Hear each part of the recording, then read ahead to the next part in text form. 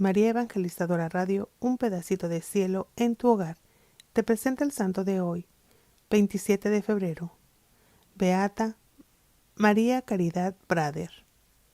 Caridad Brader, hija de Joseph Sebastián Brader y de María Carolina Zanner, nació el 14 de agosto de 1860, en Suiza. Fue bautizada al día siguiente con el nombre de María Josefa Carolina. Dotada de una inteligencia poco común y guiada por las sendas del saber y la virtud por una madre tierna y solícita, la pequeña Carolina moldeaba su corazón mediante una sólida formación cristiana, un intenso amor a Jesucristo y una tierna devoción a la Virgen María. Conocedora del talento y aptitudes de su hija, su madre procuró darle una esmerada educación. En la escuela de Karlsbrunn hizo con gran aprovechamiento los estudios de la enseñanza primaria, y en el Instituto de Maria Hilf de Adstatten, dirigido por una comunidad de religiosas de la Tercera Orden Regular de San Francisco, los de enseñanza media. Cuando el mundo se abría ante ella, atrayéndola con todos sus halagos, la voz de Cristo empezó a hacer eco en su corazón y decidió abrazar la vida consagrada. Esta elección de vida, como era previsible, provocó en primera instancia la oposición de su madre, dado que ésta era viuda y Carolina su única hija. El 1 de octubre de 1880 ingresó en el convento franciscano de clausura, Maria Hilf, que regentaba un colegio como servicio necesario a la Iglesia Católica de Suiza. El 1 de marzo de 1881 visitó el hábito de franciscana, recibiendo el nombre de María Caridad del Amor del Espíritu Santo. El 22 de agosto del siguiente año emitió los votos religiosos. Dada su preparación pedagógica, fue destinada a la enseñanza en el colegio adosado al monasterio. Abierta la posibilidad para que las religiosas de clausura pudieran dejar el monasterio y colaborar en la extensión del reino de Dios, los obispos misioneros a finales del siglo XIX se acercaron a los conventos en busca de monjas dispuestas a trabajar en los territorios de misión. Monseñor Pedro, celoso misionero de San Vicente de Paúl y obispo de Portoviejo, Ecuador, escribió una carta a las religiosas de Maria Hilf pidiendo voluntarias para trabajar como misioneras en su diócesis. Las religiosas respondieron con entusiasmo a esta invitación. Una de las más entusiastas para marchar a las misiones era la Madre Caridad Brader. La beata María Bernarda Butter, superiora del convento que encabezará el grupo de las 6 misioneras, la eligió entre las voluntarias diciendo: «A la fundación misionera va la Madre Caridad, generosa en sumo grado, que no retrocede ante ningún sacrificio, y con su extraordinario don de gentes y su pedagogía podrá prestar a la misión grandes servicios». El 19 de junio de 1888, la Madre Caridad y sus compañeras emprendieron el viaje hacia Chone, Ecuador. En 1893, después de duro trabajo en Chone y de haber catequizado a innumerables grupos de niños, la Madre Caridad fue destinada para una fundación en Túquerres, Colombia. Allí desplegó su ardor misionero, amaba a los indígenas y no escatimaba esfuerzo alguno para llegar hasta ellos, desafiando las embravecidas olas del océano, las intricadas celdas y el frío intenso de los páramos. Su celo no conocía descanso. Le preocupaban sobre todo los más pobres, los marginados, los que no conocían todavía el Evangelio. Ante la urgente necesidad de encontrar más misioneras para tan vasto campo del apostolado, apoyada por el padre alemán Reinaldo Hellbrand, fundó en 1894 la Congregación de Franciscanas de María Inmaculada. La congregación se surtió al inicio de jóvenes suizas que, llevadas por el celo misionero, seguían el ejemplo de la Madre Caridad. A ella se unieron pronto las vocaciones autóctonas, sobre todo de Colombia, que engrosaron las filas de la naciente congregación y se extendieron por varios países. La Madre Caridad, en su actividad apostólica, supo compaginar muy bien la contemplación y la acción, y exhortaba a sus hijas a una preparación académica eficiente, pero sin que se apague el espíritu de la santa oración y devoción.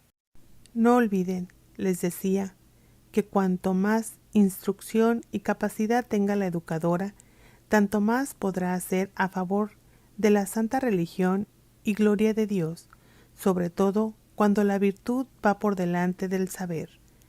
Cuanto más intensa y visible es la actividad externa, más profunda y fervorosa debe ser la vida interior. Encauzó su apostolado principalmente hacia la educación, sobre todo en ambientes pobres y marginados. Las fundaciones se sucedían donde quiera que la necesidad lo requería. Cuando se trataba de cubrir una necesidad o de sembrar la semilla de la buena nueva, no existía para ella fronteras ni obstáculo alguno. Alma eucarística por excelencia, halló en Jesús sacramentado los valores espirituales que dieron calor y sentido a su vida. Llevada por ese amor a Jesús Eucaristía, puso todo su empeño en obtener el privilegio de la adoración perpetua diurna y nocturna, que dejó como el patrimonio más estimado a su comunidad, junto con el amor y veneración a los sacerdotes como ministro de Dios. Amante de la vida interior, vivía en continua presencia de Dios, por eso veía en todos los acontecimientos su mano providente y misericordiosa y exhortaba a los demás a ver en toda la permisión de Dios y por amor a Él cumplir gustosamente su voluntad. De ahí su lema, Él lo quiere, que fue el programa de su vida. Como superiora general, fue la guía espiritual de su congregación desde el año 1893 hasta el año 1919 y del año 1928 hasta el año 1940, año en el que se manifestó en forma irrevocable su decisión de no aceptar una nueva reelección. A la superiora general elegida le prometió filial obediencia y veneración. En el año 1933 tuvo la alegría de recibir la aprobación pontificia de su congregación. A los 82 años de vida, presintiendo su muerte, exhortaba a sus hijas: «Me voy, no dejen las buenas obras que tienen entre manos la congregación, la limosna y mucha caridad con los pobres, grandísima caridad entre las hermanas, la adhesión a los obispos y sacerdotes». El 27 de febrero de 1943, sin que se sospechara que era el último día de su vida, dijo a la enfermera: «Jesús, me muero». Fueron las últimas palabras con las que entregó su alma al Señor. Apenas se divulgó la noticia de su fallecimiento, empezó a pasar ante sus restos mortales una interminable procesión de devotos que pedían reliquias y se encomendaban a su intercesión. Los funerales tuvieron lugar el 2 de marzo de 1943 con la asistencia de autoridades eclesiásticas y civiles y de gran multitud de fieles que decían: «Ha muerto una santa». Después de su muerte, su tumba ha sido meta constante de devotos que la invocan en sus necesidades. Las virtudes que practicó se conjugan admirablemente con las características de su santidad. San Juan Pablo II destaca en su encíclica Redemptoris Missio, y que deben identificar al auténtico misionero, entre ellas, como decía Jesús a sus apóstoles, la pobreza, la mansedumbre y la aceptación de los sufrimientos. La Madre Caridad practicó la pobreza según el espíritu de San Francisco y mantuvo durante toda la vida un desprendimiento total. Como misionera en Chone, experimentó el consuelo de sentirse auténticamente pobre, al nivel de la gente que había ido a instruir y evangelizar. Entre los valores evangélicos que como fundadora se esforzó por mantener en la congregación, la pobreza ocupaba un lugar destacado. La aceptación de los sufrimientos, según el Papa, son un distintivo del verdadero misionero. Qué bien encontramos realizado este aspecto en la vida espiritual de la Madre Caridad.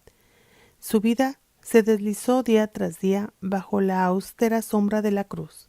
El sufrimiento fue su inseparable compañero y lo soportó con admirable paciencia hasta la muerte. Otro aspecto de la vida misionera que destaca el Papa es la alegría interior que nace de la fe. También la Madre Caridad vivió intensamente esa alegría en medio de su vida austera. Era alegre de ánimo y quería que todas sus hijas estuvieran contentas y confiaran en el Señor. Estas y muchas otras virtudes fueron reconocidas por la Congregación de las Causas de los Santos y aprobadas como primer paso para llegar a la beatificación. Se diría que Dios ha querido ratificar la santidad de la Madre Caridad con su admirable milagro concedido por su intercesión en favor de la niña Joana Mercedes Melo Díaz. Una encefalitis aguda había producido un daño cerebral que le impedía el habla y la deambulación. Al término de una novena que hizo su madre con fe viva y profunda devoción, la niña pronunció las primeras palabras llamando a su madre y comenzó a caminar espontáneamente, adquiriendo en poco tiempo la normalidad. Hoy está aquí para agradecer a la Madre Caridad en su solemne beatificación.